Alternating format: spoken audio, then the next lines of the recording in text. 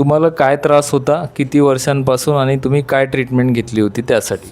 मला PCODचा त्रास होता आणि मला 14 वर्षापासून हा त्रास होता आणि मी त्याच्यासाठी ॲलोपॅथीची ट्रीटमेंट घेतलेली. सोबत ट्यूबल ब्लॉक वगैरे पण होता का? हो, मला फेलोपियन ट्यूब ब्लॉकेज आणि होतं. त्याच्यासाठी काही सर्जरी वगैरे सांगितली होती? लेप्रोस्कोपी मला ॲलोपॅथीच्या डॉक्टरांनी सजेस्ट केलेलं. आणि प्रेग्नन्सी किती वर्षांपासून राहत नव्हती? मला 3-4 वर्ष झाले होते प्रेग्नन्सी राहत नव्हती. मग कृष्णरेखा आयुर्वेदामध्ये तुम्ही ट्रीटमेंट घेतली किती दिवस आणि त्याचा काय फायदा झाला? मी वैद्य नितीन भागवतांच्या कन्सल्टेशनमध्ये इथे ट्रीटमेंट घेतली आणि त्यांनी मला सजेस्ट केलं होतं वमन, विरेचन, बस्ती आणि शिरोधारा आणि त्याने मला खूप फायदा झाला आणि अवघ्या 3 ते 6 महिन्यामध्ये माझे पिरियड्स रेग्युलर होऊन मला प्रेग्नेन्सीसुद्धा राहिली. Very good.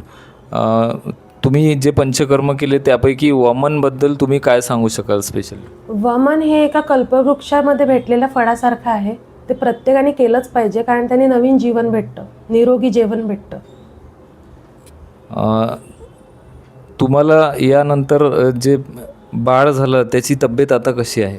माझं बाळ एकदम सुदृढ आहे, बाकीच्या मुलांसारखंच नॉर्मल आहे, काहीच कॉम्प्लिकेशन नाही, एकदम हेल्दी आहे. तुम्हाला तो पोटात असताना डॉक्टरांनी सांगितलं होतं की डायबिटीज असल्यामुळे याला काही प्रॉब्लेम होऊ शकतो किंवा मग प्रेग्नन्सीमध्ये काही इश्यू होऊ शकतो, तेव्हा पण तुम्ही आयुर्वेदिक औषधं सुरू ठेवले होते? येस, मी सुरू ठेवले. मला विश्वास होता आयुर्वेदावर आणि मला त्याचा पुष्कळ फायदा झाला. ज्या महिलांना तुमच्यासारखाच प्रॉब्लेम असतो, PCOD असतं, इन्फर्टिलिटी असतं, त्याच्यामुळे सोबत काही काही लोकांना डायबिटीज पण असतं, त्यानंतर ट्यूबल ब्लॉकेजेस असतात, अशा सर्व पेशंट लोकांना तुम्ही काय सजेस्ट कराल? माझ्यासाठी तर ते खूप जुने विचार राहिले की आयुर्वेदिक काही कामाचं नाही आहे म्हणून, पण आताचं आयुर्वेदिक खूप फास्ट आहे. तर त्यांनी थोडेसे पथ्य आणि जर मेडिसिन रेग्युलर घेतलं तर आयुर्वेदिक इज अ बेस्ट ट्रीटमेंट. आयुर्वेदिक औषधं खूप कडू असतात किंवा खूप उशिराने त्याचा रिझल्ट येतो असं लोक बोलतात, तर याबद्दल तुमचं काय मत? हे बघा, जर तुम्हाला तुमचा मुळापासून प्रॉब्लेम सॉल्व्ह करायचा असेल तर कडू आहे, तुरट आहे, त्याला सोडून द्या. ते घ्यायला शिका, कारण जर निरोगी जीवन जगायचं असेल तर थोडंफार त्याच्यातही तडजोड करावी लागते. येस.